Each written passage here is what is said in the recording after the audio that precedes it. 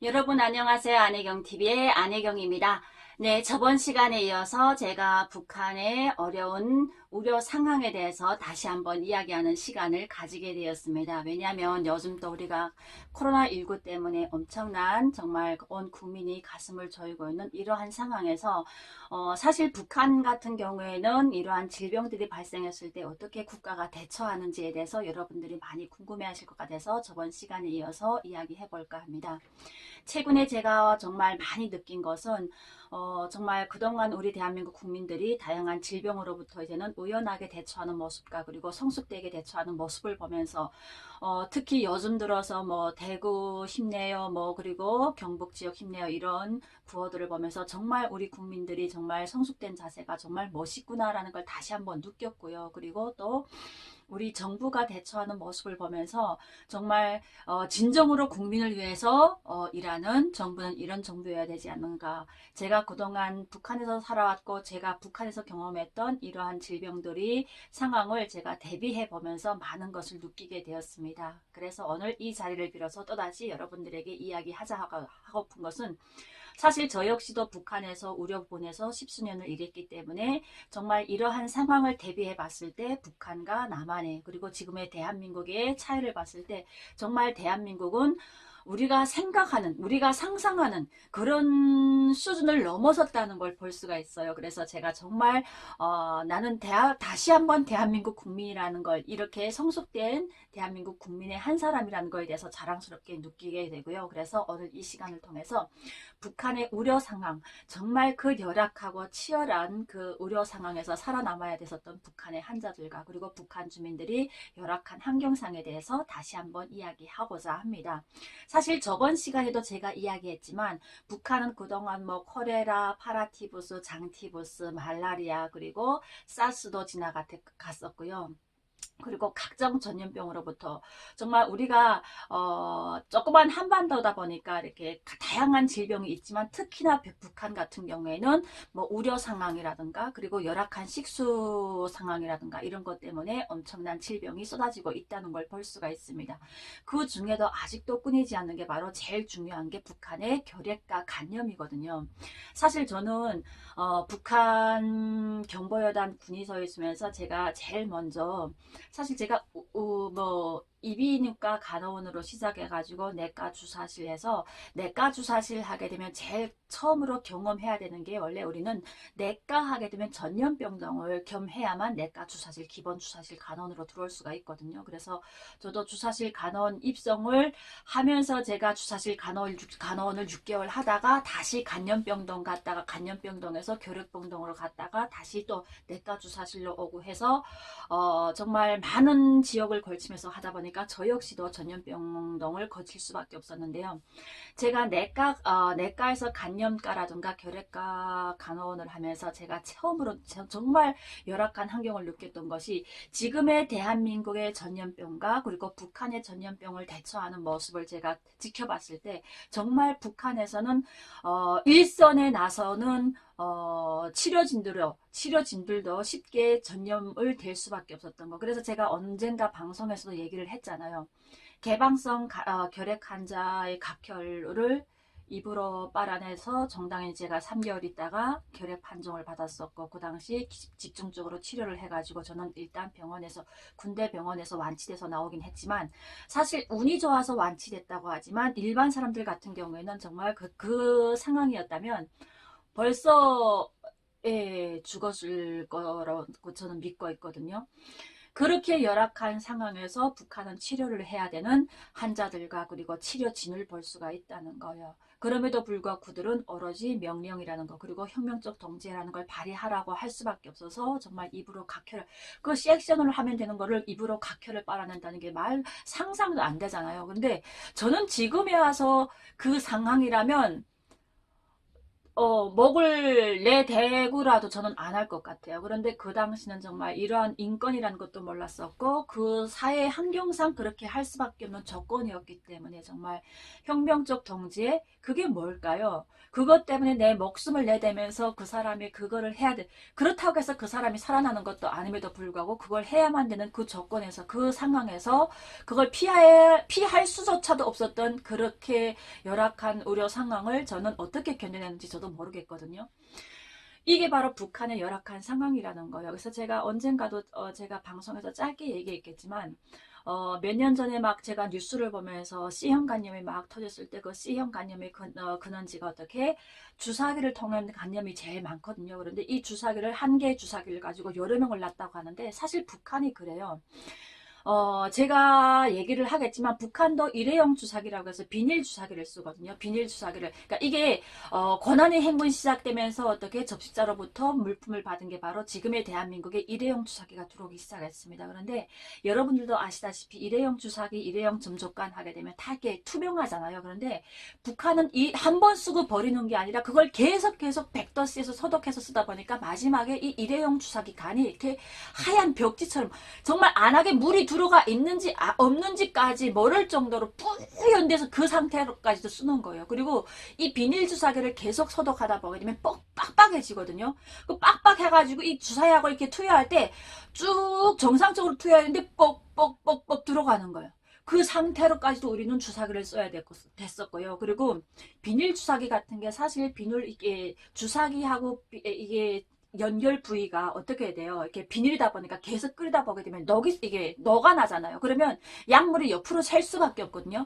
정확히 약물이 환자에게 다 들어간다는 보장도 없고요. 그리고 그 약물 소독도 우리는 100도씨에 소독을 하는 거 제가 그랬잖아요. 전기가 안 오게 되면 불을 떼가지고 냄비에다가 주사약을 소독한다?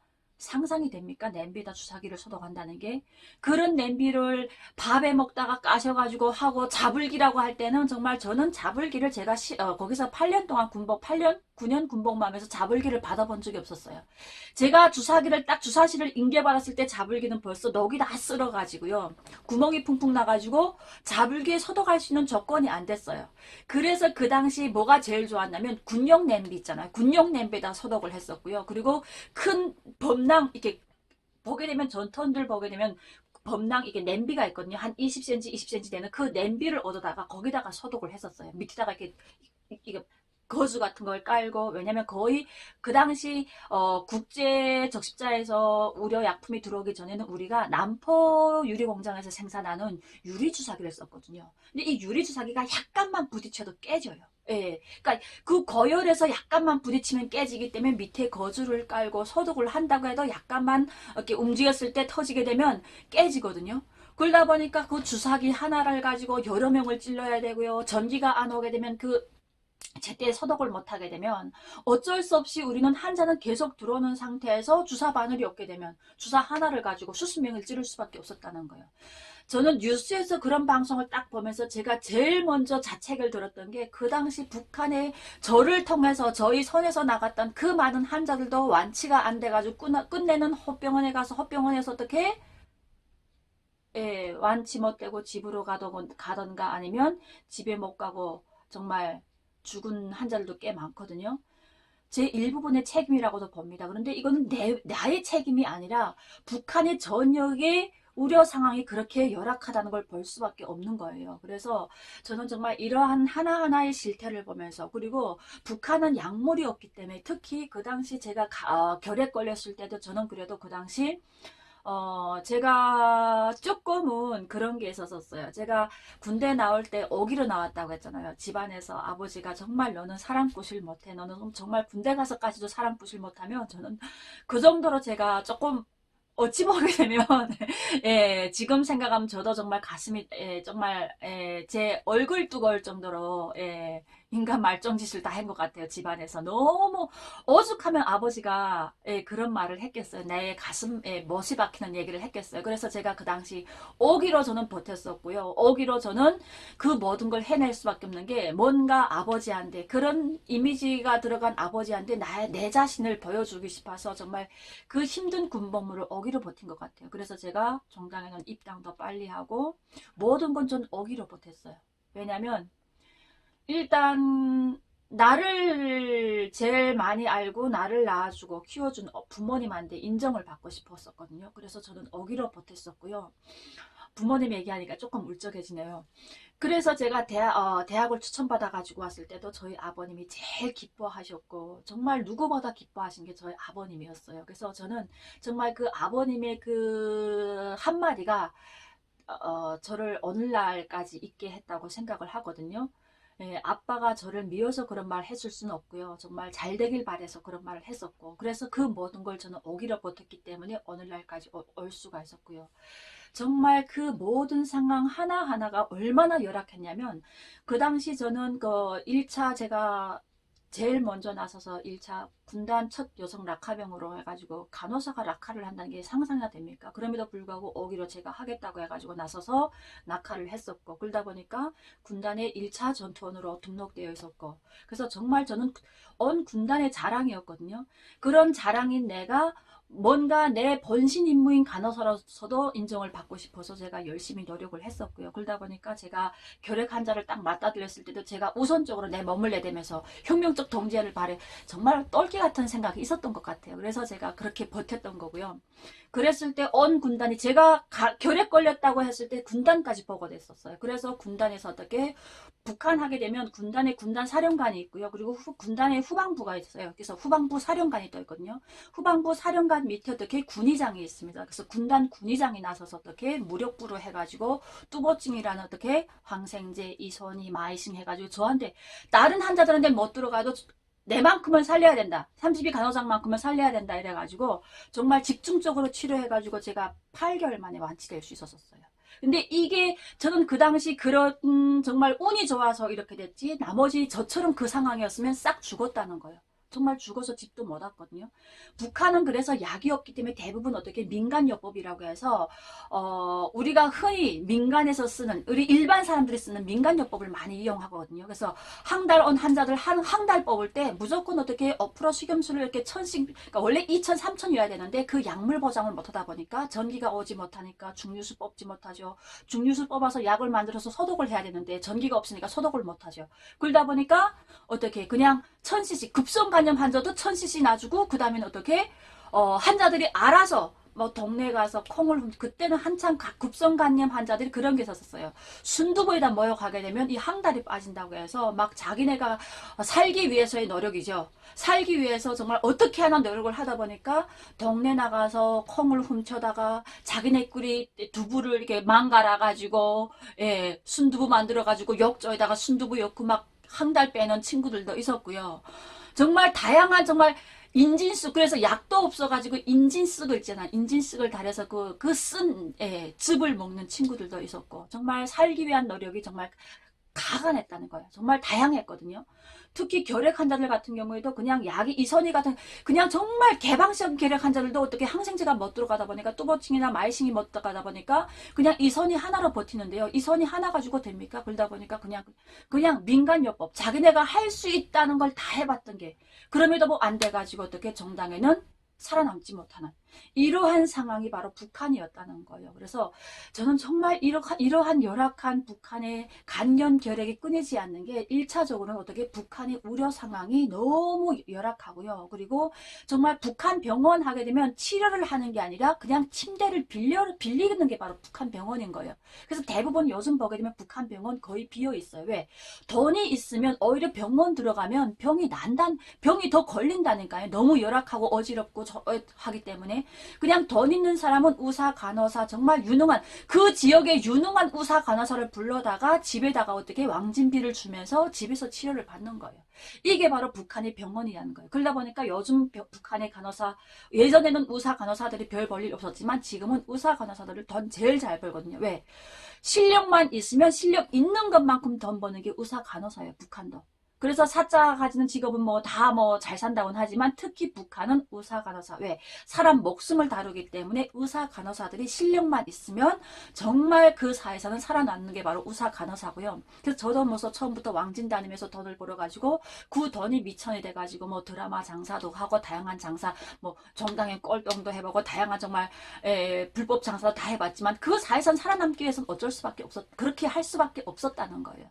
그래서 이러한 상황이 정말 열악한 게 바로 의료 상황 시스템 자체가 잘못됐고요. 북한은 모든 걸 그렇게 얘기를 하거든요. 예방의학적 방침하고 얘기를 하는데 예방의학적 방침도 약이 있어야 예방의학적 방침이지 아무리 방침이 좋으면 뭐합니까? 밑에 말단단히 치료할 약이 없는데 그래서 이것 자체가 틀렸다는 거예요. 그래서 정말 저는 이번에 코로나19 코로나19 이 상황을 보면서 우리 대한민국 정부가 대처하는 모습과 그리고 정말 우리 국민들이 대처하는 모습을 보면서 정말 대한민국은 다른 전염병도 이겨냈듯이 우리는 능히 이겨낼 수 있는 부분이 있다고 저는 생각하거든요. 그래서 제가 정말 지금 같은 이 열악한 시기에 우리가 하나같이 다시 한번 뭉쳐가지고 예전에 이겨냈던 모든 질병들처럼 정말 우리 국민들이 의연한 자세로 다 같이 합심하게 되면 이 어려운 상황도 능히 극복해 나갈 수 있다고 생각을 하거든요. 그리고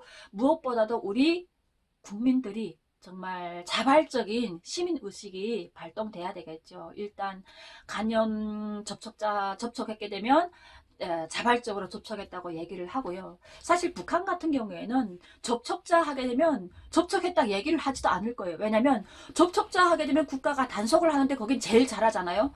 단속하게 되면 보름 동안 딱 단속해서 그 다음에 딱 구류시키게 되면 그동안 온 가족이 다 굶어 죽는데 접촉해도 접촉했단 말 안 할 거예요. 옛날 홍역 때 그랬거든요. 홍역 접촉자하고 접촉한 사람들 손들라고 했는데 하나도 안 들었어요. 왜? 홍역하고 접촉했을 때는 한 달 동안 어떻게 격리를 시키는데 그 격리를 시켜놓고 안전들 앞에서 지켰거든요. 집 앞에서. 그러면 한 달 동안 누가 먹을 걸 대주나요? 안 대준다는 거예요. 그럼 가족이 오롯이 집 안에서 치료도 안 되고 굶어 죽거든요.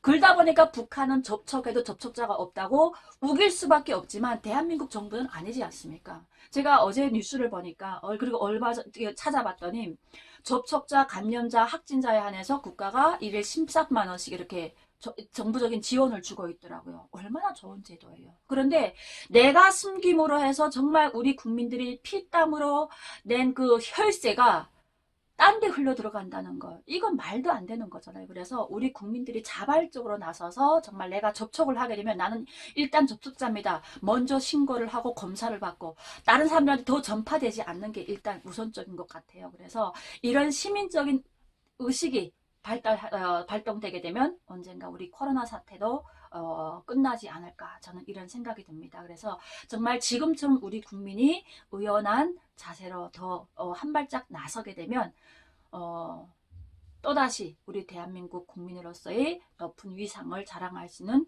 그런 대한민국이 되지 않을까 이렇게 생각되면서 짧게나마 우리 대한민국과 북한의 우려 상황이 이렇게 열악한 거에 대해서 저는 얘기를 했었고요. 저는 대한민국이 지금 이러한 상황이라면 능히 극복해 나갈 수 있는 전염병이라고 다시 한번 이야기해 드리고 싶습니다. 여러분 우리 다 같이 힘내서 코로나19 이겨내도록 합시다. 여러분 화이팅!